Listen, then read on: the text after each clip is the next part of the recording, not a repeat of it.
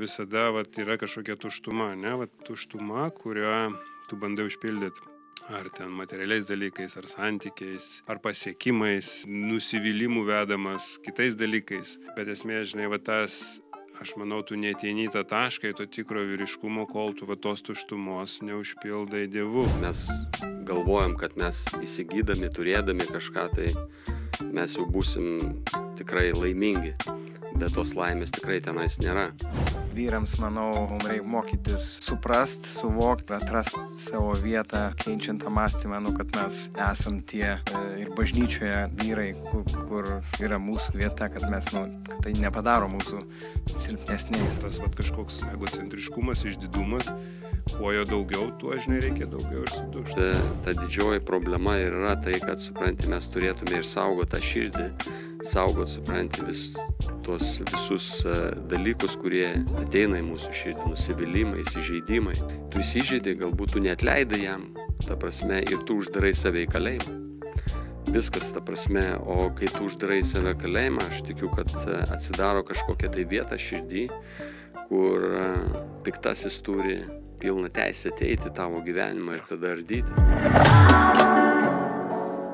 Sveiki, esam studijoje kartu su dviem vyrais. Aš Darius, kitas Darius su mumis, Deimantas iš D raidės. Tai sveiki Darius, sveikas Deimantai. Kalbam kaip vyrai čia ir pažįstu jūs kaip draugus, kartu tarnaujam bažnyčioj, kaip draugus, bendražygius, tiek vyriškumo kelioniai mūsų kartu, tiek tikėjimo kely, Jėzumi Kristumi, tiek tarnaujant kartu, kaip Dievas duoda, tai super. Gerai, kad esam kartu ir galim kalbėti apie tikrą vyriškumą. Ir kalbam apie, galbūt apie, pažvelgsim, kas mūsų formavo, kaip mes supratom tą vyriškumą ir koks jis galbūt dabar. Ir gal tas, pirmiausia, gal klausimų pradėsiu, kada atrodė, kad jūs tapot vyrais, sakykime, pradžioj, paauglystėj, jaunystėj, kada prisiminus jums atrodė, kad jūs tapot vyru?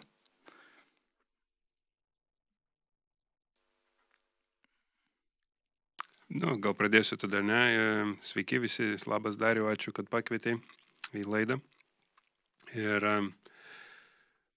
toks suvokimas vyro, aš nežinau, gal net nebuvo tokio mąstymo, kada aš tapau vyru, bet tiesiog visada norėjau suaugti, norėjau kuo greičiau užaugti ir kuo greičiau tapti savarankišku. Dėl tam tikrų problemų namuose visada stengiausi, dariau viską, kad kuo greičiau iš tų namų išeiti, nes situacijos tarp tėvų ir taip toliau, ir jos tiesiog skatino mane ieškoti būdų, kaip išeiti iš namų. Tai aš sakyčiau, tas gal pradėjimas vartoti alkoholio, negrįžimas namo, jisai galbūt prasidėjo 13 metų. Tai 13-14 aš jau save skaičiau vyru, nes jau rūkiau ir gerdavau ir atrodė, čia aš jau dabar esu vyras. 13 jau man tėtis nelabai ką gali pasakyti, dar mama kažkiek gali įtakot, bet jau toks 15 išvažiavau iš namų mokytis į Kauną, tai tada jau toks išvis toks savarankiškas tapau nuo 15 metų ir aš skaičiau jau save jau tikrų vyrų. 13 metų. Kai jau pats pradėjai kažkokius veiksmus savarankiškus daryti, jau tau kaip ir suteikė tą jausmą, kad tu tarsi jau vyras, ale. Jo, aš atsimenu toks gal tas aš toks visada buvau dėl tų dalykų, kurie vyko namie, aš buvau nepasitikinti savim, aš buvau toks uždaresnis gal. Ir aš atsimenu pirmą kartą, kai paragavau alkoholio, tada aš pasijaučiau labai tokiu, nežinau, jūra iki kelių, viskas įmanoma, viską galiu padaryti. Ir susimušti su kažkuom, ir merginas pakalbė. Nes tai vyriška. Taip, ir tada va, tas ir visada vaikiausi va, to išgert, kad aš vėl būčiau tas toks pilnas charizmos, pilnas energijos, pilnas jėgos kažkokios, nu, tokios įsivaizduojamos jėgos, bet tos, kurią suteikia alkoholis. Tai aš manau, va, nuo pirmo to paragavimo, tokio rimtesnio, taip ir vaikiausi va, to suvokimo, va, kad čia dabar aš esu vyras, nes ten rūkau, išgeriu ir vat aš suvokiau, kad tai yra tas vyriškumas. Kaip tau, Dariau? Jo, tai man tas kažkaip tai labai, labai panašiai tai, ką jisai sako, tai panašiai ir man buvo. Aš ten kelis momentus atsimenu, taip dar gal nebuvo tikrai 13 metų, ten 10 metų, ir ten, nu gal daugiau 12 mokykloje. Atsimenu ten pas kitus berniukus jau ten kažkokią tai, jau ten žiūriu, barzda auga ten pas kažką tai, supranti, ir jau tu jau galvoji, kad va čia jau, supranti, jisai jau vyras, o pas tave dar nėra, žinai, ir jo, tai tas va toksai užsifiksavęs momentas, o paskui tai jo, manau, mano gyvenime tai aplinka labai diktavo. Tai kaip aš turiu atrodyti, tas suvokimas vyriškumo, kieto vyro, kieto bachūro, draugai, aplinka, nežinau, tais metais, sakau, kaip augom, tai iš tikrųjų buvo tai, jo, tas pasididžiavimas, tas, kas, nu, ten, kokią mašiną vairuoji, tai arba jeigu turėjau mašiną, tai jau tu tikrai jau vyras skaitaisi, žinai. Jo. Tai atsimenu pirmą mašiną, kai nusipirkau, tai... Kiek metų buvo? Geras klausimas. Jau teisės turėjai, tai gal... Jo, teisės turėjau. Nu, tai kaip gal tik be teisų pirkai? Ne. Dar tada? Ne. Be teisų tai iš tėvo pasivogdavau mašiną ir važinėdavau.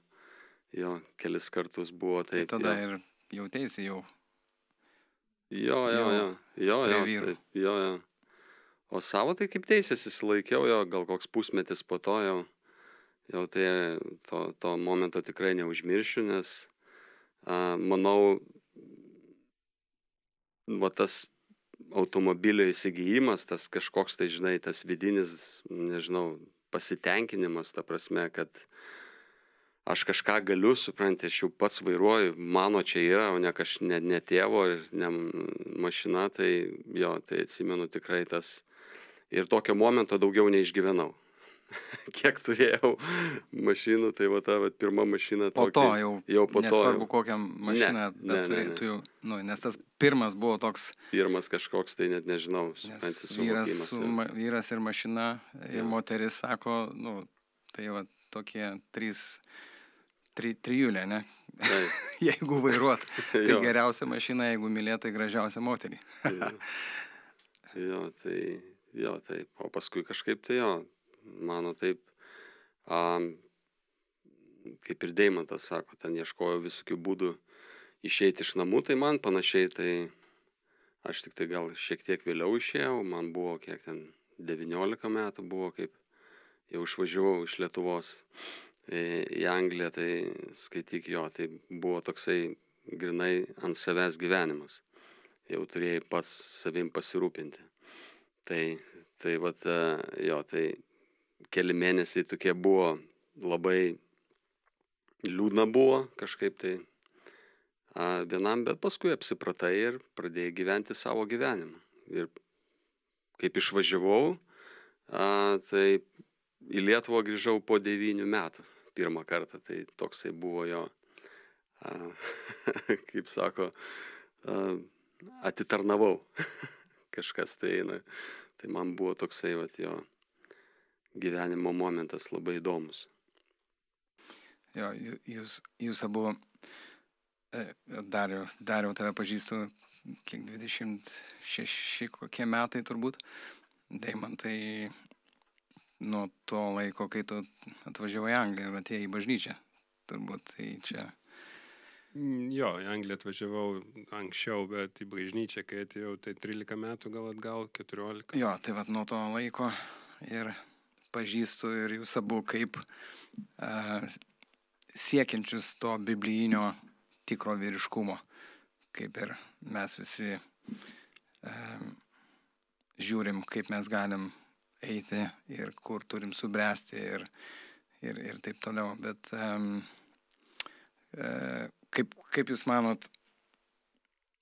koks yra šių dienų to vyriškumo supratimas, kaip vyrai supranta, sakykime,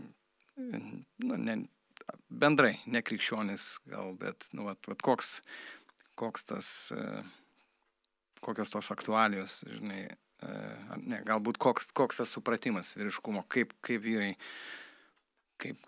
supranta.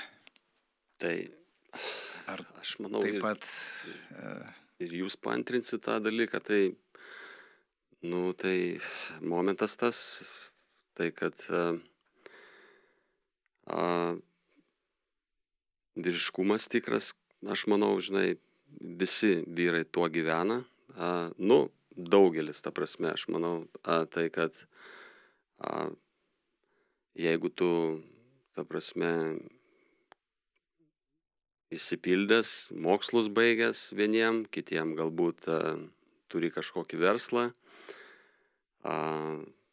turi šeimą, jeigu vedęs esi, ta prasme, tavo vaikai aprūpinti, viską, ką, pasaulis diktuoja. Manau, supranti, mes toj visuomeniai gyvenam, kur aplinka labai, kaip ir sakau, labai įtakoja mus ir tai, ką jinai, kokias reklamas matom, ta prasme, aplinkui, tai tą vyriškumą ir suformuoja kiekvieno vyro.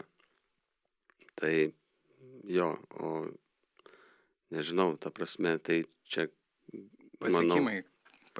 Jo, pasiekimai, ta prasme, bet klausimas yra daugiau, kaip tu tikinti žmogus, gyvai tikinti žmogus, čia mes turim atsakyti tą klausimą ir kas yra tikras vyriškumas. Tai jo, čia jau yra visiškai kitaip, nes sako, tai kas Dievo aukštinama, tai pasaulyje yra labai žemai, o kas pasaulyje yra labai aukštai, Dievo akyse labai žemai. Tai, tai visai kita samprata yra, kitoks supratimas, kaip tas vyriškumas turi atrodyti. Tai, jo. Aš gal kažkiek pritarsiu kažkurioje srityje, bet tų tokių, aš manau, siekiančių vyrų yra ne taip jau daug. Ir aš manau, daug žmonių, daug vyrų, kurie suvokia, kad aš turiu aprūpinti šeimą, parnešti pinigų ir toliau visa dalis yra žmonos, prižiūrėti namus, prižiūrėti vaikus.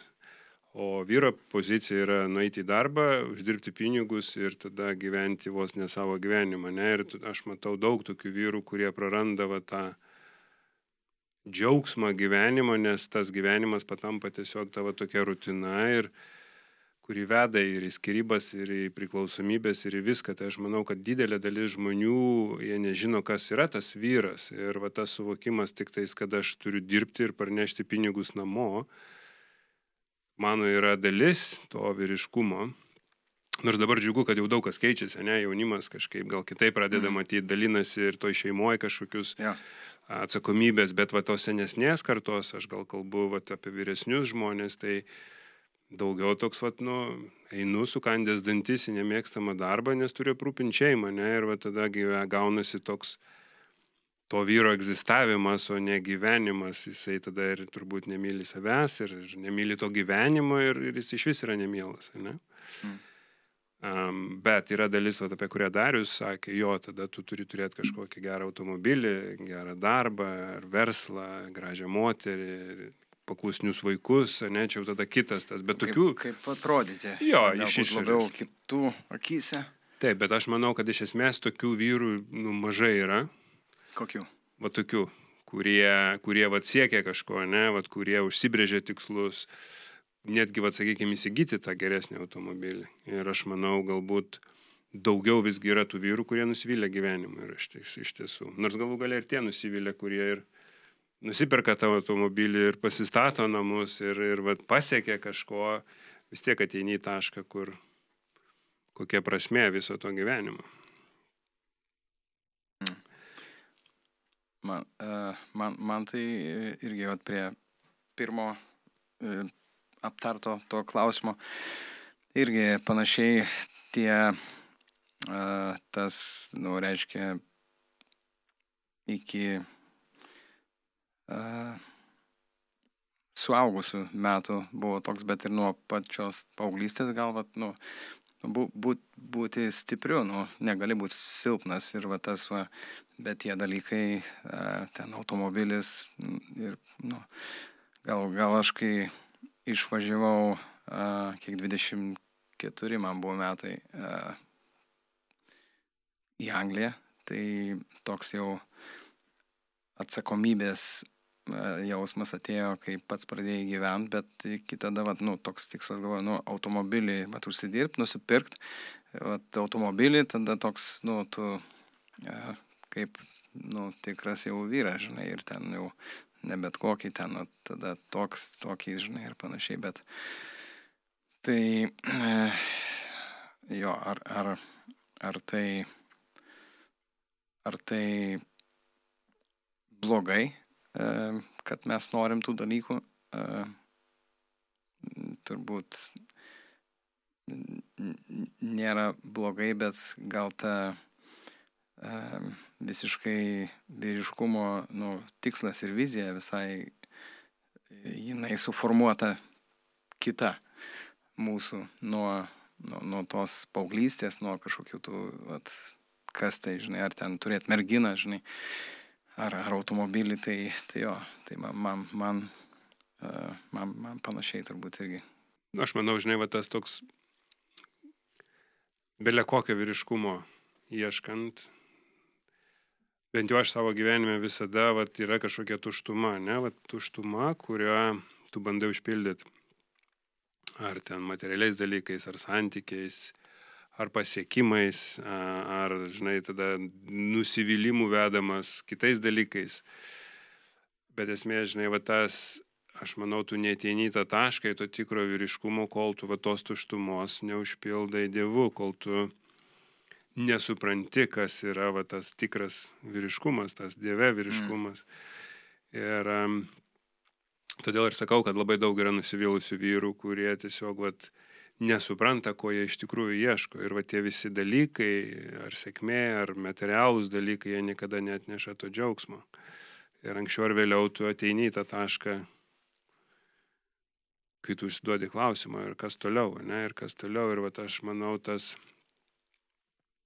labai svarbus etapas yra akivaizdos su savim, žinai, o kas toliau, ne, nustoti apsimetinėti ir pradėti iš tikrųjų tos egzistencinius klausimus kelt, kas aš esu, kodėl aš čia esu šitoj žemėje, kodėl aš sukurtas toks.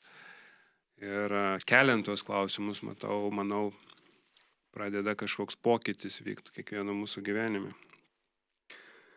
Aš dar paantrinsiu, Deimantą, labai gerai atsimenu tavo egzistencinį klausimą, atsimenu, kad atvažiavęs į Angliją, iš tikrųjų, man tikrai neblogai sekėsi, ta prasme, ir darbą gerą turėjau, bet ir pinigų uždirbau, ir atsimenu, tas, kaip pasakyti, tas tikslas mano gyvenimo, ir kaip tu sakai, Dariau, atrodo, kad neblogas, ta prasme, turėti kažką, tai yra neblogai.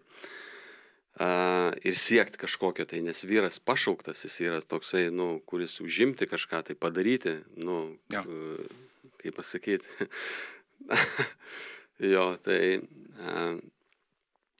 ir aš siekiau, ir iš tikrųjų pasiekiau, ta prasme, bet kuo toliau aš siekiau, to man gyvenimo kažkaip labai nebuvo to gyvenimo. jokio satisfaction. Ta prasme, aš pradėjau vartoti ir vartojau ten paskutinius metus prieš, kaip pasakyti, susitinkant, kaip Dievas prie mane prisilietė. Kiekvieną dieną vartojau. Ir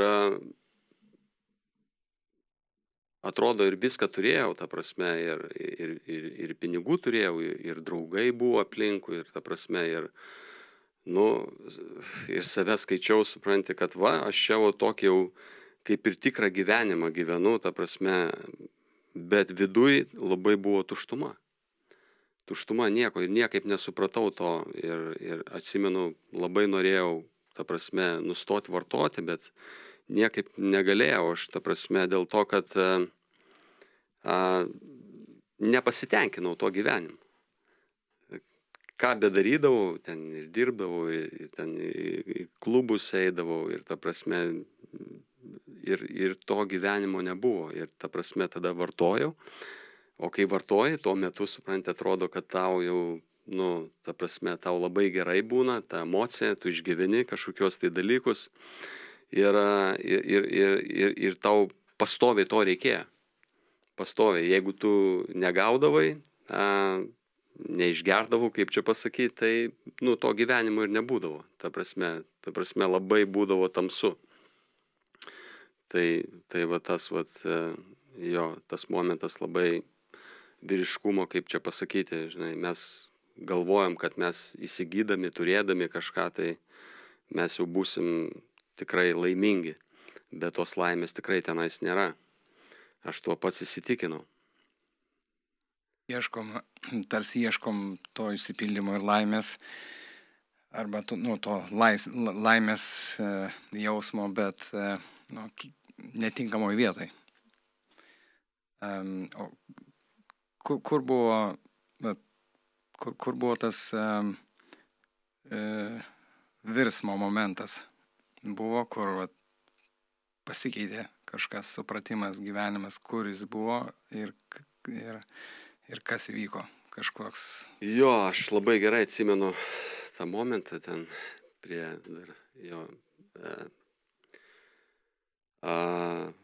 atsimenu, vaikščiau parke ir tiesiog kažkaip tai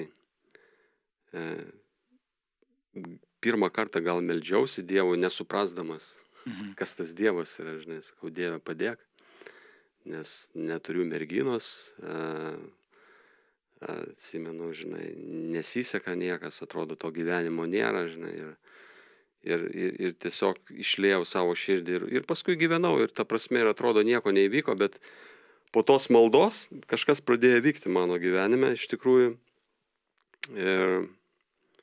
ir aš tikiu, kad kaip dabar jau suprantu, kad Dievas veikia netgi tada, kada tu jo nepažįsti, jis veikia tavo gyvenime. Ir jisai veikia mano gyvenime iš tikrųjų, kol tas momentas buvo, kada tiesiog netgi jisai prisilietė prie mane, kada aš buvau neblaivus. Atsimenu, kada atvažiavau pas draugą ir ta prasme girdėjau, kad tas draugas nevartoja ir kažkaip tai galvoju, reikia važiuoti išsiaiškinti, kas čia vyksta. Kas su juo negerai. Kas su juo negerai ir ta prasme atsimenu, nusipirkau keletą butelių vyno ir nuvažiavau. Ir tas momentas buvo tada, kada mes ten visą vakarą aiškinomės apie Dievą, kalbėjom, žinai, bet, man kažkaip tai buvo labai, labai keista, ta prasme, kad, kažkokie tai, jisai kažką pasakoja apie Jėzų, žinai, bet, man kažkaip tai, bet momentas tas reziumė buvo, kad tą vakarą jisai sako, tai tu įsimegok pas mane, sako, rytoj nueisim į tokią grupelę, vyksta ir, sako, ir tau bus gal geriau, žinai, ta prasme atsigausi. Ir aš atsimenu ant rytojaus, aš atsikėliau ir vakare nuėjome į grupelę ir savo tokią mintyse, ką aš dabar matau, pasakau, kas bebūtų, nesvarbu, ką apie mane draugai pagalvos, nes kažkaip ta nuomonė labai buvo svarbi man, kaip aš atrodysiu. Ir ir aš nuėjau ir sakau, taip mintysi sakau, Dieve, jeigu tu toks esi, kažkaip tai prisilies prie manęs suprantamų būdų man. Ir aš kažkaip tai tokia malda buvo, žinai, nes atsimenu toj grupeliai, jauni vyrai buvo, labai man keista, ta prasme, rankas iškėlė į dangų, jie meldžiasi. Ir aš toksai supranti, galvojau, kur aš čia papuoliau, bet tuo pačiu kažkaip jau Dievas jau tikrai kažkokį tai darbą buvo nudirbęs su mano širdim ir ta prasme, man labai kažkaip tai buvo, neišėjau, aš pasilikau ir sakau, tikrai meldžiausi tą maldą, kad Dievas kažkaip prie mane prisiliestų. Ir tai čia nepaaiškinamas dalykas, dabar galiu tik tai pasakyti, kaip ir Jėzus kalbėjo Nikodemui, tai iš tikrųjų Dievas atėjo į mano gyvenimą. Tai va čia tas buvo kertinis lūžis, kur aš atsikėlęs. Čia ir buvo tas susitikimas tavo su Dievu arba tas atsivertimas į Kristų, kur ir prasidėjo ta kelionė tikėjimo.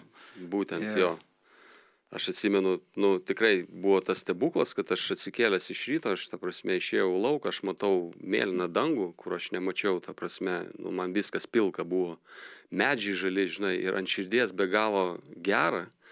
Aš tiesiog, sakau, verkiau, žinai, ten tą dieną, žinai, pats nesuprasdamas, tiesiog nieko atrodo neįvyko. Ir man buvo gera gyventi. Ir paskui tik tai skaitydamas šventą raštą supranti, kas įvyko su manim. Ir tai sunku žmogui paaiškinti, kol žmogus pats neparagavęs to dalyko, labai sudėtinga, žinai. Bet, aš tikiu, kaip aš daugeliui sakau dabar, nereikia ateiti pas Dievą pasikeitus, kaip man anksčiau sakydavo, tu turi susitvarkyti, nenuodėmiauti ir tada gali nueiti bažnyčią.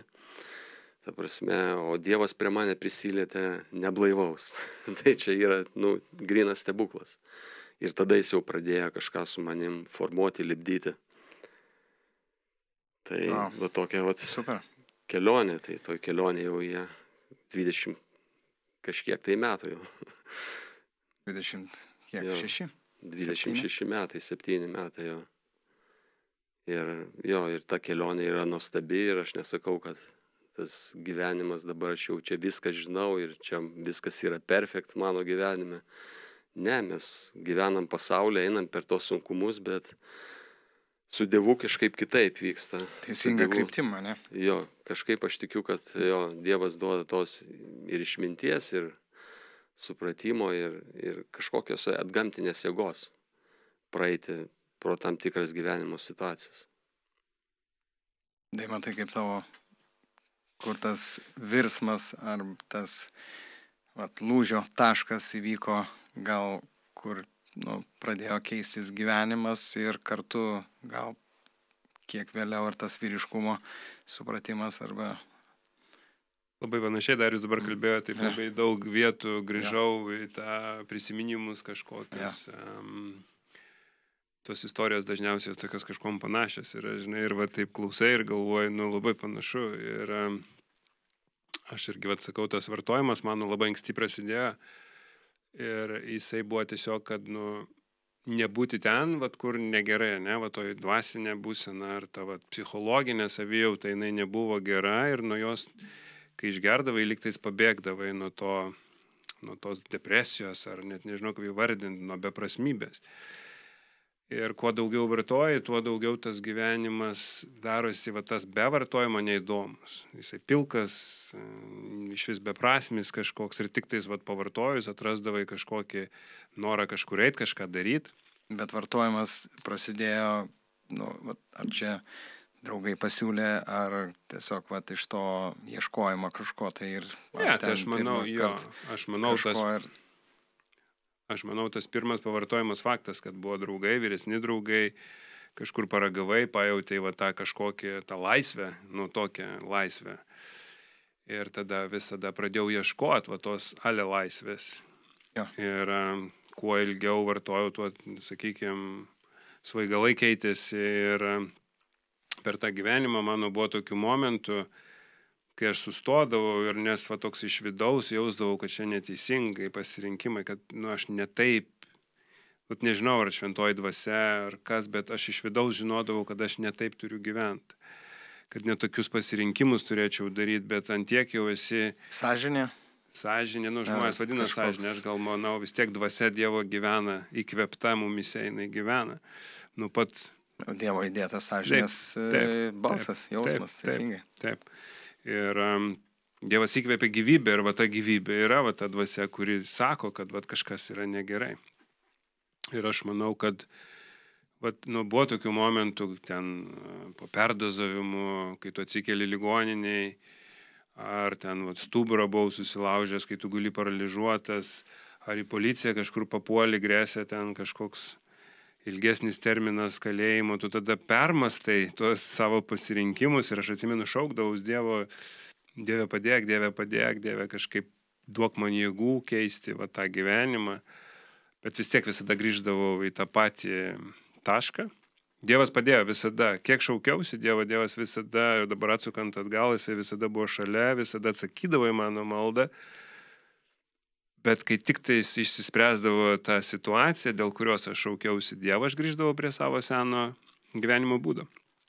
Ir tas gyvenimo būdas mane tiesiog davedė iki gatvės, iki stiprių narkotikų ir tie mano pasirinkimai turėjo tas pasiekmes. Ir sakykime, mano tas atsivertimas gal įvyko reabilitaciniam centre, kai aš jau pats nebegalėjau susitvarkyti su tuo gyvenimu. Ir aš pamenu irgi tą labai... Pats savo norų nuvykai į reabilitacijos centrą? Aš iki reabilitacinio centro išbandžiau daugybę visokių būdų ir gerų raganų, baltų vadinamų raganų ir ten nebaltų raganų, būrėjų, astrologių, ekstrasensų. Mane ir brolis, ir sesuo, ir mama vežė daug kur. Ir žvakių, ir ko ten tik nebuvo, burtų kažkokių. Ir niekas nepadėjo. Ir aš buvau tokio jau suvokimo, kad turbūt man jau nieks nebegali padėti. Aš net nežinojau, kad yra tokios reabilitacijos, bet aš galvojau, kad aš tiek jau visko išbandžiau, aš ir miestus keičiau, galų gale šalį pakeičiau. Ten kažkada pamenu ieškojau, susiradau tokią merginą, kuri mėgo teatrą, kuri tokia buvo išsilavinus, galvoju, jeigu aš būsiu su tokiu žmogum, galbūt aš irgi kažkaip, kitokios vertybės atsiras, ar pomėgiai kiti, bet iš esmės nieks nepadėjo ir aš maniau jau, kad man jau išeities nėra. Ir kažkiek įtakojamas artimųjų, mamos, sutikau važiuoti į reabilitacinį centrą.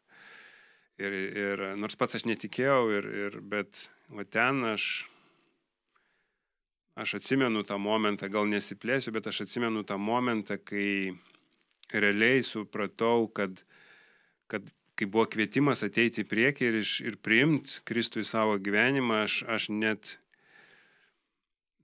aš pačios kojas nuėjau. Ir aš manau, aš jau buvau ant tiek prisirpęs tam momentui, kad aš troškau turbūt tuo momentu. Ir kai Dievas prisilietė, aš iš tikrųjų, kaip ir Darius minėjo, aš atsimenu, išėjau, buvo vasario mėnuo, -20 keli laipsniai, apširkšnėję medžiai, giedras dangus, toks oras, atrodo, įkvėpia oro, net jisai gyvybės tau duoda. Ir aš turbūt to jausmo niekada, tas buvo 28 metų man, ir aš turbūt niekada to jausmo nebuvau iki tol išgyvenęs. Neatsimenu, gal kaip kūdikis įkvėpiau pirmą kvėpsnį, ne, bet manau, turbūt kažkas panašaus. Ir labai puikiai atsimenu tą momentą. Ir tada aš pradėjau savo užduotos klausimus, o kas aš esu, man 28 metai. Aš nežinau, kas aš esu. Aš išmokau gyventi su kaukiam, išmokau prisitaikyti prie žmonių, išmokau būti piktas, agresyvus, kad niekas manęs neįskaudintų, nieko arti neprisileisdavau, kad nebūtų skausmo mano, kad neturėčiau netekties, praradimo. Pasidariau toks vienišas šuo, vilkas, net nežinau kaip įvardinti. Ir kai atėjo Kristus į mano gyvenimą, aš pradėjau užsiduoti klausimą, o kas aš iš tikrųjų esu, aš nežinau, kas aš esu, aš savęs nepažįstu.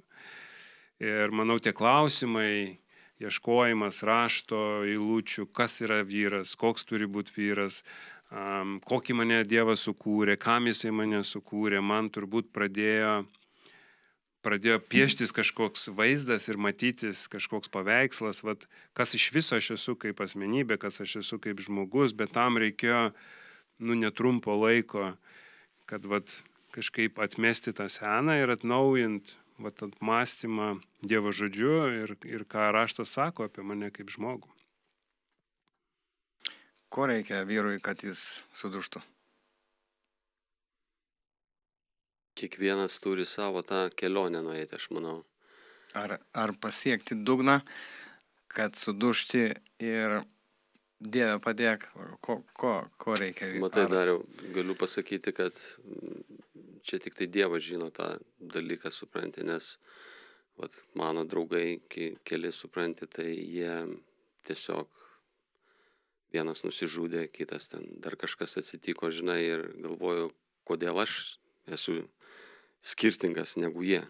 Jie iš pažiūros galbūt netgi geresni buvo negu aš. Ir aš to klausimo negaliu pasakyti tikrai. Bet sako, kaip ten dabar, kaip raštas sako, kai Dievas šaukia, kai girdi Dievo žodį, neužkietinkit savo širdžių. Ir tas vat momentas ir yra kažkoks, tai žinai, pa žmogų yra tikrai, kai tu tiesiog pasiduodi tam dalykui. Man pats didžiausias, sakau, momentas buvo tai, kad ta žmonių nuomonė, kaip aš atrodysiu, žinai, kaip aš čia supranti, nes aš atsimenu Lietuvoje buvau nuėjęs į tokią gyvai tikinčią bažnyčią, atsimenu dar paauglys prieš atvažiuojant į Angliją. Ir aš grinai atsimenu tą jausmą.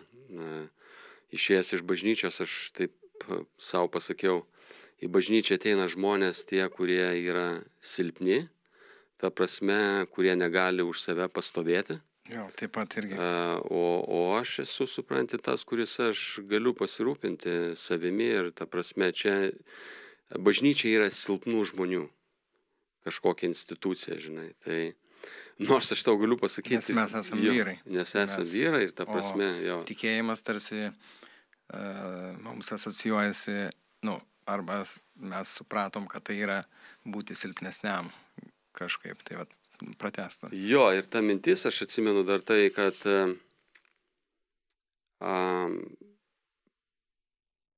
ten jau Dievas lietė mane. Tikrai lietė mane, ta prasme, nes aš atsimenu vieną kartą išgėręs, aš pradėjau pasakoti, ką aš patyriau toj bažnyčiai vienam draugui. Ir draugas man tiesiog pradėjo atkalbinėti, ką tu, sako, jau tau iš vis negerai, supranti, kad su dievais čia nori pradėti kalbėtis ir taip toliau, žinai. Sako, mesk į šoną tas mintis visą, žinai. Nors giliai širdį kažkas, tai kažkokia sėkla buvo pasėta. Tai va toksai va pirmas momentas, bet jo. Pripažinti. Pripažinti, supranti, kad tu silpnas, nes Dievas sako, aš atėjau, sako, ne pas sveikuosius, aš atėjau pas ligonius, žinai, ir ta prasme, ir va tas va momentas turi būti, žinai, kad tu turi suprasti, kad tau reikia pagalbos. Tau reikia pagalbos, nes tu pats vienas nieko nepadarysi. Čia, aš manau, pats didžiausias turbūt vyriškumo momentas, ta pati pradžia, vat, ir būti vat, nusižeminti. Nusižeminti tiesiog, nes tas išdidumas mums neleidžia prieiti, kaip pasakyti, kaip ir Deimantas sako, aš važiavau į reabilitaciją, bet sako, aš netikėjau ten, kad kažkas tai bus, supranti, kad kažkas gali būti, žinai, tai iš tikrųjų, žinai, tai jo, tas pripažinimas. Jo, aš toks labai, žinai, gal paantrinsiu, kas tas yra dugnas, žinai, kas yra tas dugnas, aš manau, nuo kiekvieno išdidumo lygio, žinai, kas yra mažiau išdidus, turbūt mažiau ir kristi reikia. Ir manau, kai tas, žinai, egocentriškumas yra labai aukštai, tada ir krenti, žinai, labai žemai. O kiti, žinai, kažkaip, nežinau, kitiem pavyksta nekristi, žinai, ir tiesiog ateina į tą suvokimą, ateina į tą ieškojimą ir gal gyvenimo prasmės ir atranda ją Dieve, žinai, ir man labai kartais atrodo, wow, kaip jam gerai, jam nereikėjo jo patirti ir nereikėjo praeiti tų dalykų, kuriuos man reikėjo praeiti, ne? Bet aš sakau, aš tikiu dėl savo užkėtintos širdies, dėl savo teismų, ten tą patį tėtį esu nuteisęs už tai, kad jisai gėrė, kad jisai kaip elgėsi su mama. Ir aš manau, turėjau tas pačias pasiekmes. Ir man reikėjo turbūt prieiti tą tašką, kai aš buvau dar blogesnis daug kartų negu tas mano tėtis. Gyvenau lygiai tokį pat gyvenimą, tik buvau dar blogesnis, dar puoliau žemiau. Ir žinai, kokių teismų teisiau, tokių ir man teko tą teismą, žinai, išgyventi. Ir tai aš manau, nuo mūsų tos kietos kaktos, žinai, kiek tau užkėtinta kakta, tiek ir reikia, žinai, kai kam daugiau, kai kam mažiau kristi. Bet kaip ir Darius sako, žinai, mes kiekvienas turim ateiti tą tašką pas Dievą, kito kelio nėra, žinai, kai mes sakom, kad aš susimoviau, aš nebežinau, kaip toliau gyventi ir Dieve padėk. Aš manau, irgi galbūt vienam reikalingas tas, žinai, dugnas, nusmukimas į visišką duobę, žinai, o gal kitam nebūtinai tai tas turi vykti, bet širdyje ar supratime tas nusižeminimas ir suvokimas, kad man reikia pagalbos. Tai tas toks...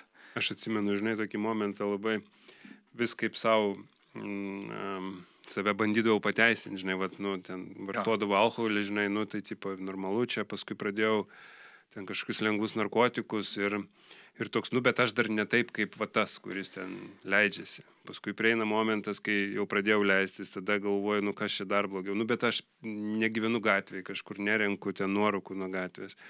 Tada žiūri, jau renki nuorūkas nuo gatvės, bet aš dar ten, žinai, dar to nedarau. Paskui žiūri, kad jau ir tą darai, žinai, tai aš manau, Dievas mane taip vis, aš išsikeldavau kažkokią, atrasdavau kažką dar blogesnio už mane, kad yra žmonių, kurie dar baisesni, yra žmonių, kurie žemiau nusirytę ir aš dar ne ten. Bet Dievas man visur leido, gal Dievas, ne Dievas, aš pats dariau tos pasirinkimus, bet aš vis nueidavau į tą tašką, kur aš jau nubrėždavau tą ribą, ten jau ne, bet ir aš nueidavau į tą tašką ir aš manau, sakau, realiai tas kažkoks egocentriškumas, išdidumas, kuo jo daugiau, tuo, žinai, reikia daugiau ir sudušti, ne, ir taip jau turbūt surėdyta viskas. Kitas žmogus, žinai, nežinau, darbo neteko ir jisai susimastų ir kažką pakeičia savo gyvenime, žinai. Jo, man nežinau kaip jums, bet toks, ir Darius minėjo, įtikėjus arba, tarsi įtikėjimas arba bažnyčia, tarsi mane kaip vyrą susilpnina. Bent jau toks supratimas galbūt iš to iškreipto supratimo praeityje, kad reiškia būti, reikia man būti pripažintų, būti stipriu, turėti kažką poziciją ir panašiai. Ir, tai parodo, kad aš esu tas tikras vyras. O čia, tarsi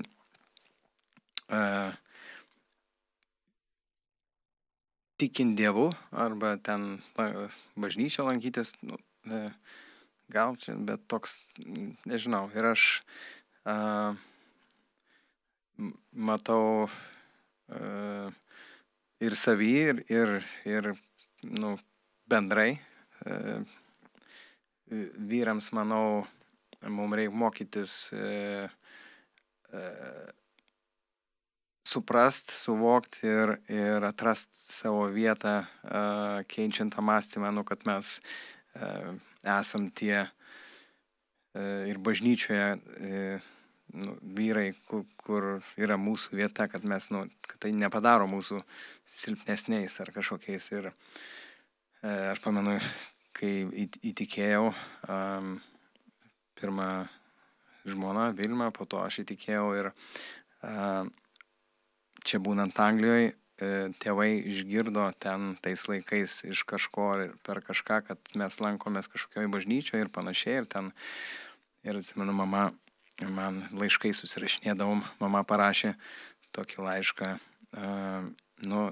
sako, aš, žinai, nežinau, dėl tavo ten tikėjimo, gal čia Vilmai labiau, moterims, pati mama taip, žinai, bet sako, tau ar čia tikrai to reikia ir kažką, dar mes kažkokius sprendimus pradėjom daryti, ten teisingai gyventi, ten pasirinkimus ir panašiai ir tarsi, tai toks, jo, atsimenu, atrašiau laišką paaiškinimą pastoriaus, pasiklausiau, kaip reikėtų geriau atsakyti ir ten, bet aš ir pats po to tą laišką kažkur buvau radęs pas mamą, nes mama dėdavo kažkur spintelį. Tai jo, bet tas būti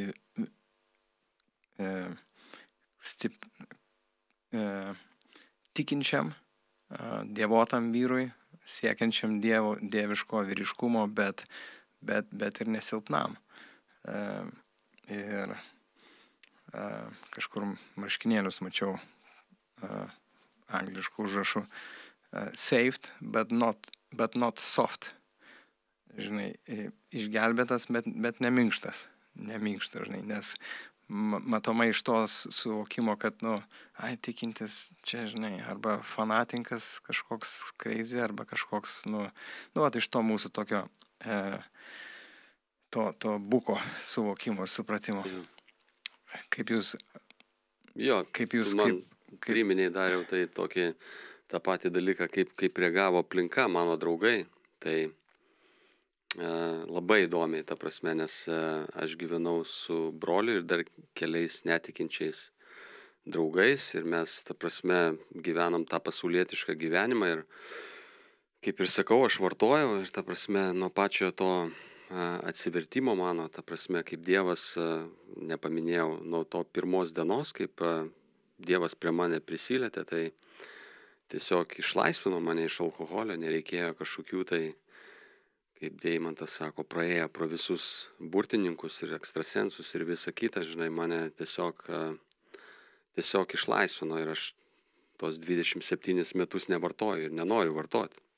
Ta prasme, jokių abstinencijų nebuvo, kad man kažkas tai būtų, žinai, nors metus laiko pravartojau. Tai tas stebuklas toksai buvo, žinai, ir faktas toje aplinkoje, aš atsimenu, žinai, tai mes nesusikalbėjom tiesiog. Dėl to, kad bendra šneka buvo, kada išgerdavom, tada kažkaip galėjom pasišnekėti, o nevartojau, ta prasme, mano įsitikinimai jau buvo kiti labai daug Dieve, kad išliktų lygiai tas pats dalykas iki galo gyvenimo, ta prasme, tos matomos nuodėmės, kurios labai, tiesiog bėgdavo nuo jų, nežinau, neapkenčiau ir, ta prasme, atsimenu tam name, kur gyvenom, ten elektrą atsukinėjom, ta prasme, ten skaitliukas į kitą pusę sukosi. Žinai, momentą. Jo, ir ta prasme, ir atsimenu, aš sakau, taip negalima, gyvenam, ta prasme, turim, tada jie ant mane iš vis, supranti, keistai pradėjo žiūrėti, dar kažkokie tai momentai buvo. Ir brolis, kadangi gyveno kartu, supranti, tai jis labai įsigandęs buvo, ta prasme, kaip čia, supranti, kas čia atsitiko su tavim, žinai, bet momentas praėjo laikas, ten metai, gal keli metai, nežinau, bet ir jis dabar kitaip mato, nes aš manau, kad tas mūsų gyvenimas, tas mūsų gyvenimo vaisiai parodo, kaip mes pradėjom gyventi, kas pasikeitė mumyse, jis pradėjo mane matyti kitaip ir kitaip vertinti, nors tuo metu atrodo, kad buvo jau čia kažkokia tragedija, viskas, aš ta prasme papuoliau į sektą ir jau manęs nebėra, ta prasme, aš kažkur užsisukęs. Jo, tai iš tikrųjų aš manau, kad kiekvieno žmogaus, prie kurio prisiliečia Dievas, jeigu iš tikrųjų prisiliečia, jo gyvenimo vaisiai parodo, anksčiau ar vėliau, ta prasme, aš kitaip negaliu pasakyti, žinai. Tai tas momentas tikrai toksai yra, kad Dievas jis keičia, jisai keičia tave, jisai, kažkaip tai nėra to, galiu pasakyti, to momento, kad aš čia noriu kažkaip šventėti. Ta prasme, arba aš noriu čia būti šventas. Kai Dievas prisiliečia, viskas natūraliai vyksta. Ta prasme, tau nereikia kažkokių tai, nesakau, kad nereikia. Faktas būna kažkokie tai dalykai gyvenimą, einant per tas gyvenimo situacijas, faktas, supranti, pasirinkimai yra, bet kažkaip tai, kaip Dievo širdį turi, tu tiesiog pasakai, kažkaip tai, kaip jisai, kaip pavyzdžiui Jėzus pasielgtų toj situacijai. Ir aš nežinau, pavyzdžiui, man, kai tik tai aš užklausiu ir jeigu aš nuoširdus su savim, aš iš karto atsakymą turiu, žinai. Ir dažnai kitas atsakymas būna ne toks, kokį aš norėčiau dabar, kad jisai būtų. Ja. Aš kažkaip kitaip pasielgčiau, daleiskim, supranti, galbūt ten būtų lengviau šitoj situacijai pameluoti. Ja. Arba supranti, kažko tai ten nepadaryti. Bet kai tu teisingai elgiesi, kažkaip tai tolimesniai kelioniai, ta prasme, Dievas kažką tai nuostabaus padaro, žinai. Tai. Ja. Aš atsimenu, nežinau, aš galiu pasakyti vieną tokią istoriją, tokią labai, kaip pasakyti, atsimenu, prieš kokį 15 metų vežiojau su mašina prekes, maisto prekes ir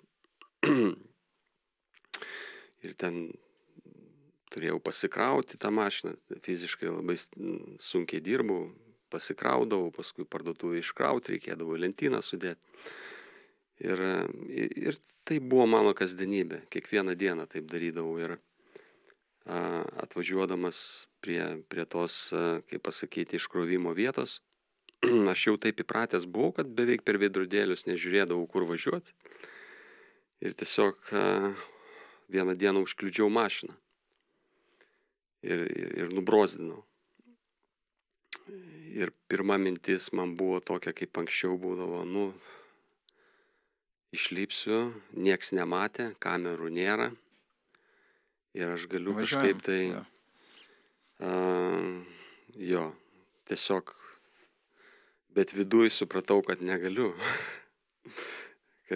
turiu, ta prasme, susirastą žmogų, kuriam aš tą mašiną nubrozdžiau ir pasakyti.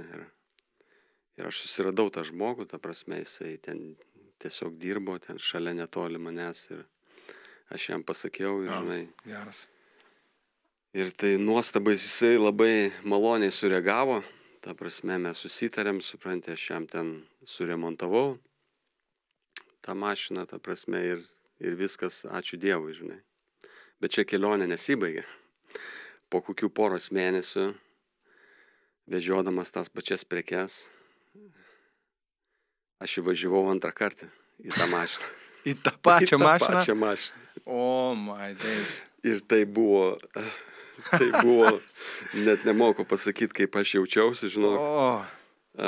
Bet jau šį kartą aš galvojau viskas, aš jau negalėsiu, neturėsiu to, kaip pasakyti, kaip angliškai sako, guts nueiti ir prisipažinti, kad aš tai padariau. Ir aš manau, kad Dievas tokiose situacijose, supranti, tave mus ir ištiria, kaip mes reaguojam, kaip mes praeinam tą situaciją. Ir taip aš turėjau nueiti pas tą žmogų antrą kartą. Aš nuėjau ir jis jau sureagavo kitaip. Kaip sureagavo? Jis jau piktai sureagavo. Jo, piktai sureagavo, bet aš sakau, aš nebėgu. Ta prasme, labai atsiprašau ir noriu atsiskaityti, sutvarkyti, ta prasme. Ir aš antrą kartą jam sutvarkiau. Jau antrą kartą tenai stipriau įvažiavau iš jam. Daugiau kainavo. Bet po kiek tai laiko jisai, aš po tų įvykių galiu pasakyti, aš jam galėjau tiesiai akį žiūrėti ir mes buvom kaip ir draugai, aš jam dar kažką tai nunešiau, ar tortą padovanojau, ar dar kažką tai. Tai aš manau, kad tai tokiose vietose Dievas ir veikia mūsų, žinai, čia. Ir aš tikrai žinau, jeigu aš su Dievu nebūčiau gyvenęs, jeigu jisai prie manęs nebūtų prisilietęs, aš tikrai nebūčiau taip pasielgęs, kaip pasielgiau. Labai įdomų momentą, žinai, prisiminiau, vat apie tą silpnumą, ne, ir aš atsimenu, kai grįžau iš reabilitacijos, bandžiau visus savo draugus, nes didžiąją dalim draugai buvo čia Anglijoje, ir bandžiau draugam pasakyti, kad yra Kristus, kad yra kitoks gyvenimas. Ir jie visi sakydavo, nu tau reikia va, tos bažnyčios, tau reikia Dievo, nes tu va, silpnas, tu vartoji narkotikus, tau va, reikia kažkokios pagalbos, žinai, ir aš sakydavau, nu pabandyk pagyventi pagal Dievo žodį. Ir va, žinai, va, nueik, pasakyk, kad įvažiavai galų gale, ar ten supranti, būk ištikimas žmonai, nemeluok, mokesčius mokėk, žinai, vat, pabandyk pagyventi, sakau, tais dieviškais principais, bibliniais principais ir tada pasakyk, ar silpniem tas gyvenimas ar ne. Nes silpnas, nu, tu nepavažiuotum. Nekaip.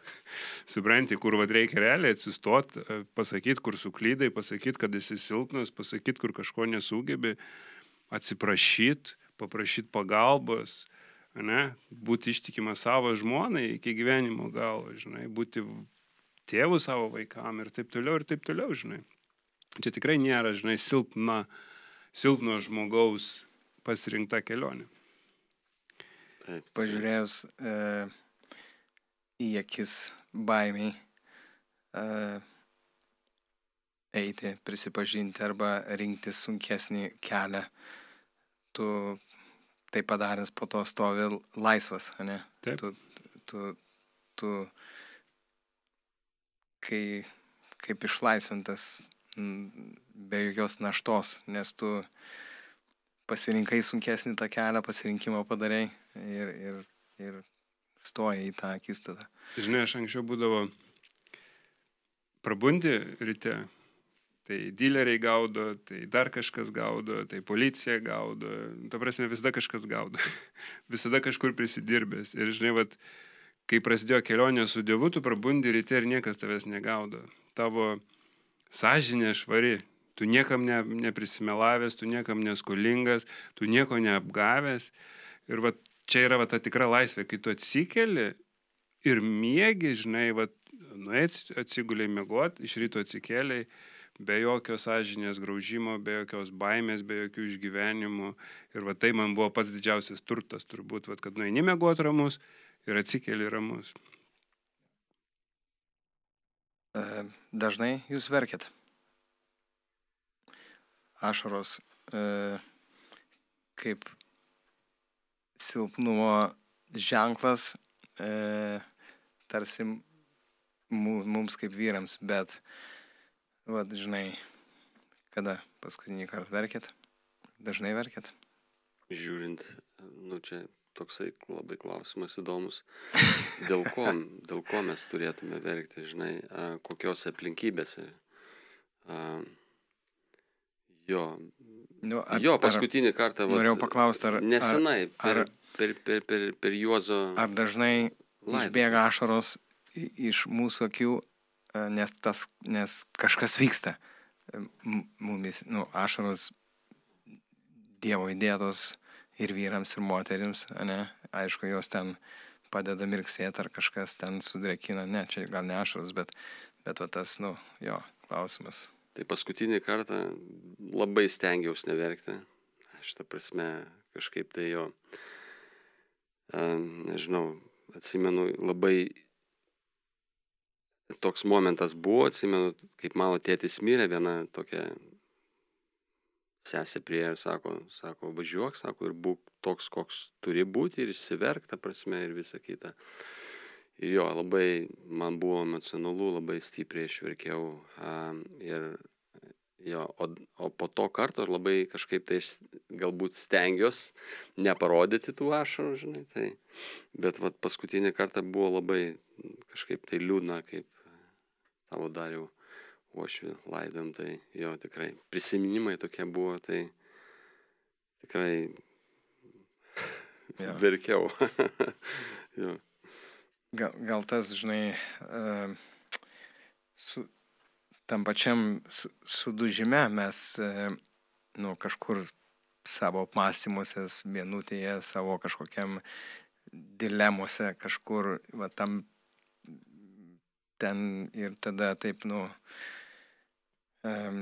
susiduriam su ta kažkokia realybė ar vėl pripažinimu kas kartą toje vyriškumo kelionėje ir, nu, atrodo, vaikai, žmona, darbai, kažkas dar ir toks, nebūna taip, kad, vat, nu, toks įvyksta kažkoks ar maldoja ar kažkur ir va, toks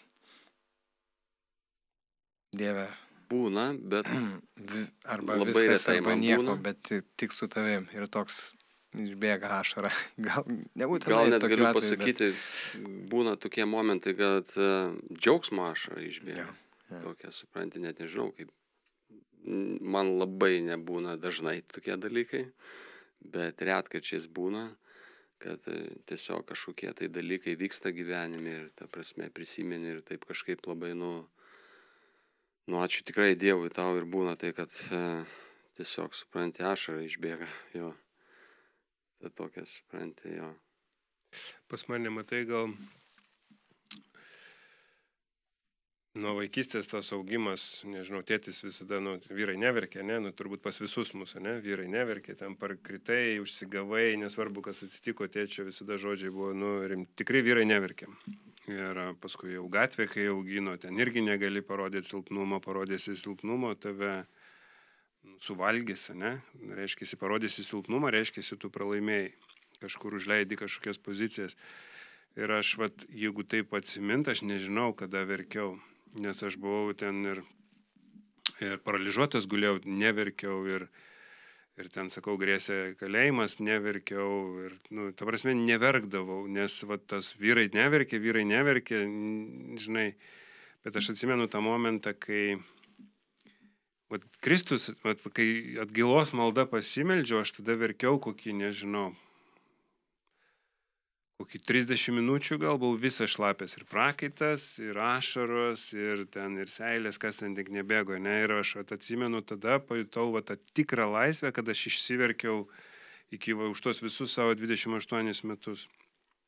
Ir paskui Dievas man įdėjo labai jautrią širdį, aš labai greitai susigraudinu, ypatingai, kai matau, matau kažkokį pakeistą gyvenimą. Pavyzdžiui, toj pačioj reabilitacijai būnant, jeigu aš matydavau vestuvės kažkieno, man, kai tu žinai, kad tas žmogus jau buvo, jis jau miriopa, ne, jau ta prasme, jo ir gyvo neturėtų būti, ir tu matai tas vestuvės, arba jų vaiko gimimą, arba krikšto metu, žinai, tu supranti, kad tas žmogus jau buvo velnio kišeniai giliai ir jis yra išplėštas. Arba miręs. Ir jis yra išplėštas tam gyvenimui. Ir mane visada tie momentai sugraudina. Ir kai aš savo kažkokius momentus atsimenu, kur Dievas aiškiai atsakė į mano maldas, mane visada, Dievas man davė turbūt tą tokią širdį, jautrią širdį. Ir turbūt aš ją visada turėjau nuo pat vaikystės, bet buvau tiesiog uždaręs tiem jausmam duris. Ir aš dažnai, iš tikrųjų, dažnai susigraudinu ir aš tikiu, kad tai yra normalu, žinai, tai yra gerai ir kažkaip galbūt visada, žinai, kaip stengiasi, galbūt ten viešai to nedaryti, nerodyti tų emocijų, bet aš manau, kad tai yra vis tiek tas trauma to kažkokio, žinai, vyrai neverkė, bet aš manau, yra, žinai, labai normalu verkti, žinai. Ta prasme, aš tikiu, kad tas jautrumas jis yra, žinai, tikrai nieko blogo su juo. Bet jo, pas mane, būna, žinai, ir kažkokį, galiu ir filmą žiūrėdamas ašarą išspausti. Tai ašarų nebebijau. Ir einu į tą laisvę, žinai, kad būti tom, kas esi, žinai, rodyti tos jausmus ir nebijotų jausmų. Jo. Jo, aš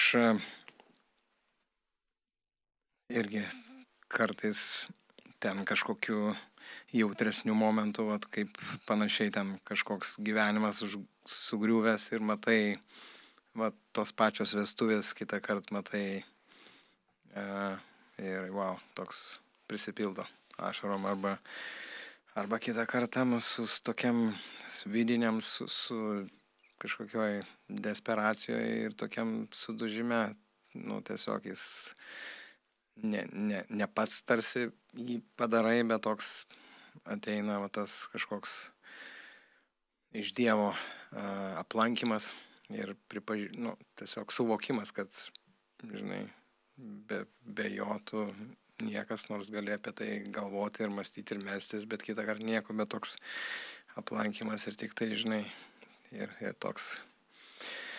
Jo, kaip Jūs manot, šių dienų kokios vyrų aktualijos arba kur užstrigę vyrai šiandien? Kur užstrigę arba, tai kokios tos mūsų bėdos vyrų?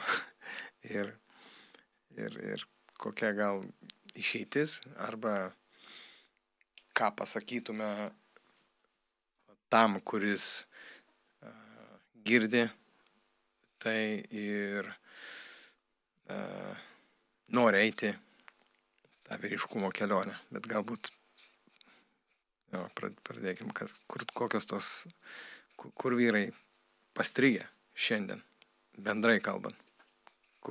Galbūt kur mes strigom ir dar kai kurios vietose pastringam kitą kartą, bet bendrai kalbant apie vyrus, vyriškumą.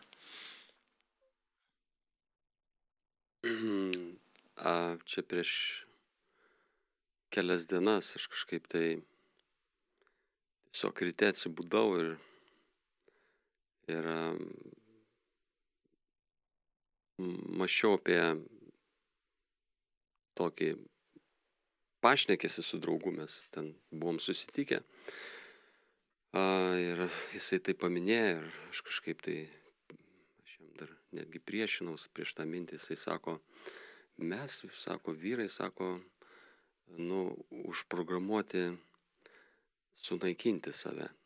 Ir aš galvoju, ką jis čia šneka, kaip tas Terminatorius, kad save susinaikinti. Ir aš pradėjau mąstyti, ant rytojaus atsikėliau, nežinau kaip jum, bet man labai, jeigu kažkokie tai neišspręsti dalykai vyksta, tiesiog, nežinau kaip, bet būna visokiausių minčių ateina. Nežinau, ten daleiskim, ten reikia kažką susimokėti, ten kažkas vyksta, dar ten kažkas toks vaizdas, kad supranti, lavina minčių iš pačio ryto. Ta prasme, ir aš žinau, ta prasme, tai, kad Dievo žodis sako, kad tai, kas ateina, tai ateina, sako, svarbu, ką tu su tuo darai, po to, su tom mintim. Ir tai yra tiesa, bet nežinau, bet man kartojasi, kiekvieną rytą atsikėlus, taip atrodo, kad supranti, kad, kažkas tiesiog, atakuoja mus, supranti, su tom mintim. Ir man toks, nežinau, tikrai toks žodis iškilo, sako, iš Dievo žodžio, sako, saugok su visų stropumu savo širdį, nes iš jos teka gyvenimas. Ir taip nuskambėjo man, ta prasme, ir aš paskui ten atsiverčiau tą vietą, ten yra ta vieta patarlėse, ir ten skaičiau, ir kas čia vyksta, ką Dievas nori pasakyti apie tą širdį, iš kur čia kas vyksta, sako, saugok ją. Ir pavyzdžiui, mano gyvenime, ką aš matau dabar, tai, kaip pasakyti, gyvenant su Dievu, mes gyvenam, taip, Dievo dvasia gyvena mumyse, mes, kol gyvensim čia kūne, mes gyvenam čia šitam pasauly, bet kaip Dievo žodis sako, mes ne iš pasaulio. Bet mes įtakojame visų tų dalykų. Ateina nusivylimai kažkokie tai, ateina įsižeidimai, anksčiau ar vėliau kažkokie tai sunkumai ateina pas vyrus dalykai. Ta prasme, mes pasakom kažką tai savo žmonai, ko neturėtume pasakyti. Mes aprėkiam vaiką, ta prasme, ir ką aš pastebėjau gyvenant, tai jau tampa kaip norma tavo gyvenime, ta prasme. Kažkaip tai, ta prasme, tu nesusimastai netgi apie tai, čia kaip ir normalu. Bet aš tikiu, kad tai ir tas žodis, kuris atėjo, sako, saugok su visų strumu savo širdį. O į širdį viskas papuola. Į širdį mūsų papuola visi tie nusivylimai, tos visos mintis. Širdis kaip durys į gyvenimą, ne? Kaip durys į gyvenimą, būtent, ta prasme, ir va čia, supranti, ir Dievas ir sako, saugok. Ateina kažkoks nusivylimas, atneštai Dievui. Ten aprėki vaiką, žinai, kur man dažnai būna, ta prasme, būna tam tikros situacijos, žinai, ir tiesiog atnešk Dievui, supranti, atsiprašyk to vaiko, nes kartais labai sunku, nes atrodo, žinai, vieną kartą padarai, antrą kartą padarai, nu, kam čia, supranti, jau kažką tai daryti, nes vis vieną tą patį darysi, žinai. Ir ką pastebėjau tokį momentą, pačio vaiko atsiprašyti yra labai sudėtinga. Ta prasme, nu, kaip aš tėvas, supranti, turiu atsiprašyti vaiko, žinai, ta prasme, nežinau kaip jum, bet tie dalykai yra labai svarbus. Nes gyvenimas susideda iš tų smulkmenų. Tai, kas papuola į mūsų širdį, iš tų mažučių dalykų. Tai aš manyčiau, ta didžioji problema yra tai, kad, supranti, mes turėtume ir saugoti tą širdį, saugoti, supranti, tos visus dalykus, kurie ateina į mūsų širdį, nusivylimai, įsižeidimai. Dar galbūt yra, kad aš girdžiu ir mano gyvenime, ir brolių gyvenime, kad būna tai, kad nusivylimai ar kažkokie tai įžeidimai ar kas ne tavo kaltė iš vis tai. Tai kito žmogaus. Ta prasme, bet tu įsižeidi. Tu įsižeidi, galbūt tu neatleidai jam, ta prasme, ir tu uždarai save į kalėjimą.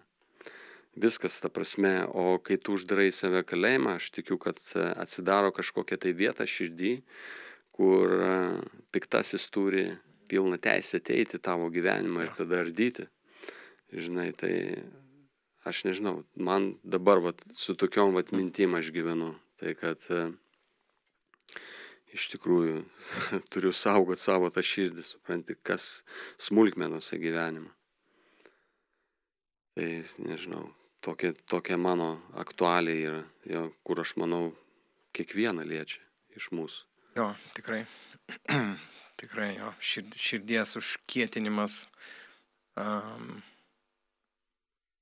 žmogui, Dievui per nusivylimą, per skausmą. Tus dalykus.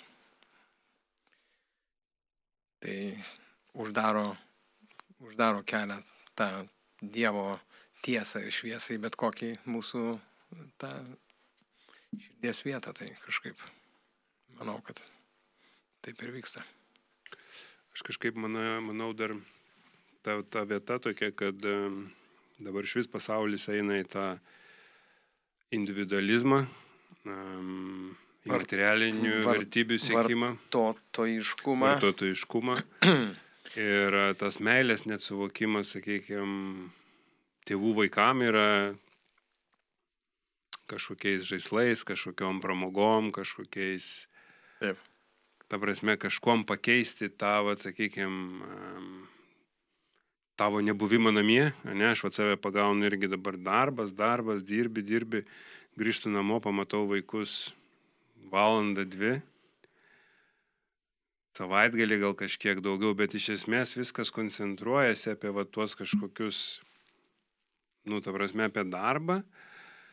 Gyvenimas nėra apie gyvenimą, o gyvenimas eina aplinkui darbą ir aš toks labai pradedu savęs klausti ir kas iš to, ta prasme, kas iš to, ne, tu praleidi didelę dalį to darbo, aš neskau, kad darbas didelę dalį gyvenimo dirbdamas ir aš neskau, kad darbas yra blogai, bet kai tai tampa vos ne to pagrindinių kažkokių stabu, ne? Ir aš ką matau iš vis aplinkoj, kad, aš sunkiai dirbu, vaikam nupirko kažkokių ar ten gadgetų, ar ko, ir, ne, vaikai laimingi, visi laimingi, bet iš esmės tas santykis jisai atitolsta. Ir aš sakau, vyrai net patys užsidaro, apie ką bešneki, žinai, aš pats pamenu save, kada vartodavai, jeigu tu dar kol turėjau tą darbą kažkokį, kai tu dirbi, kalbi apie tai, kaip tu geriai, o kai tu geri, kalbi apie darbą, ne, ta prasme toks tuščias, ne, jokių ten, sakykime, jausmų, ten kaip tu gyveni, žinai, vyras net nesupranta tokio klausimo, žinai, ta prasme, žinai, žinai, vaikai sveiki, žinai, ir viskas, ta prasme, žinai, ir aš manau, kad mes ant tiek užsidarom į save, žinai, gal ačiū Dievui, žinai, mes gal turim, vat, kai einam tą kelionę su Kristum, gal daugiau turim vat, tos ir tokių teisingų žmonių aplinkui, ir draugų teisingų aplinkui. Bet iš esmės pasaulis eina visiškai į tą tokį užsidarimą, sienom apsistatymą, niekas manęs nepažįsta, niekas manęs nežino, niekas manęs neprisiliečia. Ir tiesiog toks yra tiesiog kažkokia egzistencija. Ir aš toks sakau visada, kad va, tas posakis yra, kad sunkus laikai sukuria stiprius žmonės, o geri laikai sukuria silpnus. Ir aš manau, vat, mes dabar kūrėm vat, tą silpnąją kartą, ne? Be jokios atsakomybės, be įsipareigojimų, o tokius patys auga prie televizoriaus, prie telefono, prie dar kažko, YouTube'as, dar ten, žinai, jie vat, to gyvenimo suvokimą ima ne iš ten, kur turėtų imti, bet ima ne iš teisingų vietų. Ir aš manau, kuo mes toliau va, taip gyvendami judėsim, tuo tas vyriškumas, jisai ir dabar jisai jau toks, žinai, praskiestas labai pasaulyje yra. Ir aš manau, jeigu niekas nesikeis, todėl ir, žinai, ir berniukai nebežino, kas jie yra, ar jisai mergaitė, ar jisai šuo, ar jisai kas jisai ten bebūtų, ne? Tas visas vat, nukrypimas dėl to, kad to vyriškumo nebėra. Jie nemato pavyzdžio, aš irgi nemačiau normalaus vyro pavyzdžio, tai man vat, tik tais Dievas leidžia vat, suvokti, kad taip, kaip buvo mano tėčio pavyzdys, aš negaliu tokio pavyzdžio savo sūnui duoti. Bet jeigu Dievo nėra gyvenime, tai yra kažkokia praraja, supranti. Nėra prasmės, tikslo ir vyriškumo vizijos, Taip. kurią Dievas nuo pradžios ir įkūrė ir nurodė ir parodė. Taip. Ir tą Kristus parodė taip pat. Taip. Mes visi, norėjau sakyti visi, mes su Darium turim po 3 vaikus, po vieną, aš turiu 2 sūnus, Darius turi 1 sūnų, Deimantas 2 vaikus, 1 sūnų. Kaip mes galim, kaip vyrai, perduot vyriškumą savo sūnums? Jo, kaip Deimantas dabar vat, kalbėjo, kad kuriuose apie tas aktualijas, viena iš jų čia kalbėjo apie vaikus ir ta prasme iš tikrųjų tai yra didelis klausimas, nes ką aš pastebėjau savy, lengviau paduoti jam telefoną, kad jisai žiūrėtų kažką, tai ta prasme, negu kažką tai su juo veikti. Ir aš manau, čia aš jau savo sakau, turbūt pats didžiausias iššūkis man yra, tai va tą prisimti atsakomybę ir atrasti būdų praleisti kuo daugiau laiko su juo. Investuoti, ne? Investuoti, nes aš kažkaip tai va dabar va matau, jam įdomiau yra paimti telefoną, negu su manim. Dar ačiū Dievui, jisai prašo, kad mes kažką tai nuveiktume. Momentais tokiais, ta prasme, kad mes galėtume pažaisti, pastatyti ten kažką tai su mašinom, bet pats pagrindinis dalykas, aš ir iš anksčiau, aš savo uždaviau tą klausimą, ką tu dabar Dariau klausi, iš tikrųjų, kaip padaryti, supranti, kad galėčiau su juo turėti tą ryšį.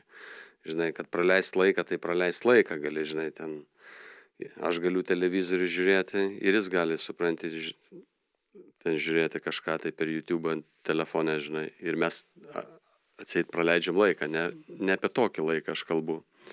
Kalbame apie tą, kad, supranti, turėti tą ryšį. Ir jo, kad iš tikrųjų aš kažkaip tai tikiu, kad sūnus pradėtų gerbti tave, nebijotų, daleiskim kažkokiais dalykais, nes dažnas iki mes, aš galiu pasakyti save, tai to nedaryk, ano neliesk, ta prasme, o ką aš galiu padaryti, supranti, kad iš tikrųjų, kad jisai pats pradėtų mąstyti, ta prasme, kad jisai gerbtų, jeigu kažką tai ten prašau nedaryti, ar taip, ta prasme, kad turėti va tą santykį. Ir jeigu to santykio nėra, tai, niekada to nebus. Ryšys, santykis. Jo. Išlaikyti tai su sūnumi, ne? Taip. Matai, aš manau, geriausias būdas būti tuo pavyzdžiu, žinai, koks turi būti tas vyras. Ir aš kaip sakau, aš net nežinojau, kas yra tas vyriškumas, aš ką mačiau namie, tai mačiau tėtį, kuris, dirbdavo, ne, parneždavo pinigų, bet jisai negerbė mamos, jisai negerbė mūsų, jisai gyveno savo gyvenimą, ne, toks, kaip įspraustas į kampą, įspraustas į tą šeimą, kaip papuolęs į spastus. Jam nepatinka tas gyvenimas, jisai bėgdavo nuo to gyvenimo, vartodamas alkoholį, negrįždamas namo, eidamas pas kitas moteris. Ir aš mačiau tokį pavyzdį. Ir ką aš turėjau lygiai tą patį. Ir šiandien dieną aš suprantu, kad tą tikrą vyriškumą perduot galiu tik tai savo pavyzdžių, ne kažkokiais žodžiais, ne kažkokiom kalbom, ne kažkokiom nepamokymais. Bet ar aš atsiprašau savo žmonos, kai aš neteisus, ar aš atsiprašau jų, kai aš neteisus, kaip aš elgiuosi iškylant situacijom, ar aš puolu į paniką, ar aš leidžiu žmonai perimti poziciją, sprendžiant tą situaciją. Ne? Visose tose srityse, kur aš turiu parodyti tą vyriškumą, tai aš turiu parodyti fiziškai, ne žodžiais, ne kažkokiom kalbom, ne knygelėm paskaitymą, bet aš turiu gyvenimo eigoj. Jeigu aš noriu, kad jisai turėtų tą suvokimą, koks yra vyras, aš turiu būti to tikrų vyrų, ne, biblijinių vyrų. Nes kitaip, to nebus. Jisai tam pačiam YouTube ar kažkur kitur jisai išmoks priešingo vyriškumo. Ne, ir tai aš manau, kad pavyzdys yra pats pagrindinis dalykas, kaip aš galiu perteikti tą vyriškumą savo sūnui šiandien dienai. Kad jisai turi gerbti moterį, kad jisai turi būti atsakingas, kad jisai turi prisimti atsakomybę už aplinkinius, ne? Kad, sakykime, tam pačiam žaidime kažkokiam žaisdamas, kaip jisai elgėsi, žinai. Ir tai, manau, yra pagrindinis dalykas, kaip auklėt tikrą vyrą, tikrą dievotą vyrą. Taip, pritariu ir žinoma, tai nebus ir nebūna be iššūkių. Niekada. Bet iššūkiai arba sunkumai mus, jeigu mes tinkamai einam, mus labiau subrandina.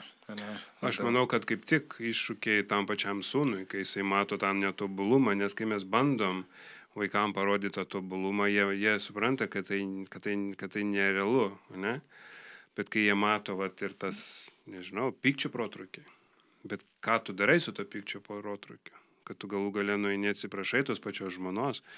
Ir manau, tas ir dar labiau praturtina tą auklybą, kai jisai mato, kur mes suklystam. Ne tik tais bandom save, žinai, prie vaikų nesipykstam, ar dar kažkokia, ne? Bet kaip tik, kai jisai mato mūsų klaidas, bet mato, ką mes darom su tom klaidom, kaip mes elgiamės padarė tas klaidas. O čia, manau, yra tikra auklyba, nes parodyti vaikam, kad gyvenimas kažkoks yra, toks nuostabus, gražus, ypatingas, be jokių, žinai, problemų, be jokių purvo, žinai, jis to netoks. Ir tada mes apgaunam vaikus, žinai, kad viskas yra gerai, visada pagirt, visada tas, visada anas. Gyvenimas netoks, yra sunkumai, yra iššūkiai.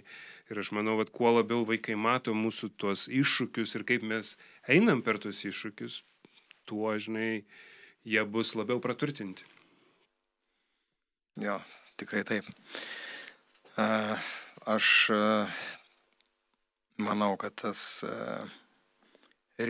ryšys, bet kokią kainą išlaikyti, suprantu, man su sūnumis, vienas vyresnis jau suaugęs, galima sakyti, kitas paauglys, išlaikyti ryšį, santykį, tas emocinis ryšys, kai tu žinai, kai jie jaučia, kad tu,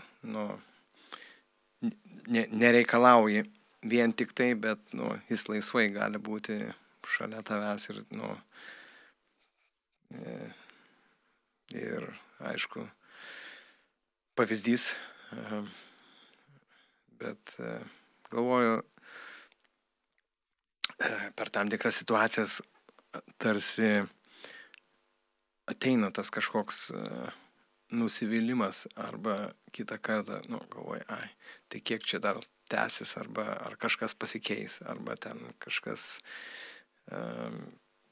taip ar kitaip, bet suprantu, kad mano tokiais atvejais malda, duok man nepavargti ir kantrybės sėti gerą sėklą, nes aš nežinau, kada jinai sudygs, aš nežinau, kada tas jinai sėklą man sėti reikia, Dievas palaistys ir jinai laiku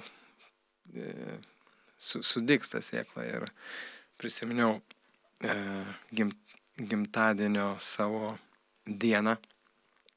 Paprastai gaunu pasveikinimus iš vaikų, šeimos, ten žmonos, bet tai va, vyresnis sūnus Paulius, pamenu, parašė tokių daug gerų žodžių ir va, tada buvo vienas iš tų kartų, kai ašaros pradėjo byrėti, nes galbūt tas va toks, kaip tas žodis angliškas, affirmation, aišku, Dievas mus patvirtina, bet va tas toks iš sūnaus, kaip jis atrodo, taip nelabai ir girdi tokių žodžių, bet atvirutį parašė, ten tėtė su gimtadieniu, ten aš noriu būti toks kaip tu, žinai, ir wow, čia, kažkaip toks smeigia, tas toks, tarsi, tie žodžiai meilės, žinai, kur tu negali atsispirti, žinai, ir susilaikyti, ir tu taip, žinai, tau gera, aišku, tokius žodžius girdėti, bet taip pat prie to pačio, kad tas pavyzdys, ryšys, bet kokią kainą, gal netgi kartais yra gyvenimas toks, kad žmonės renkasi, vaikai paaugę renkasi ir jie savo kelionę eina. Ir mums be galo svarbu kabinantis į Dievą ir palaikant vienas kitą, nenusivilt ir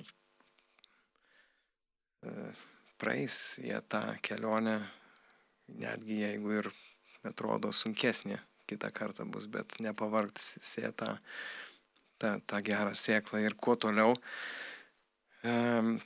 augant vaikams, mes jeigu maži vaikai, mes ten žaidžiam, vartomės ten, visaip ten juokiamės, jiem augant, tas tarpas, į kurį mes galim daryti įtaką, jis mažėja. Ta prasme, mes jau, žinai, imam už rankos, tu eisi ten, nes taip reikia ir jis ten net neklausia, po to jau vis mažėja ir kuo toliau mes tas tarpelis, kur mes tik tai galim pamatę ir radę kažkokį įmesti sėklą. Tai va, tai mano malda tokia, jo, kad išlaikytume tą bet kokią kainą ryšį, tą santykį, nesvarbu, kas bebūtų ir bevyktų jų gyvenime, galbūt paaugus jau, ar net jau jiems suaugusiems paaugliams tampant. Ir jo, tai va.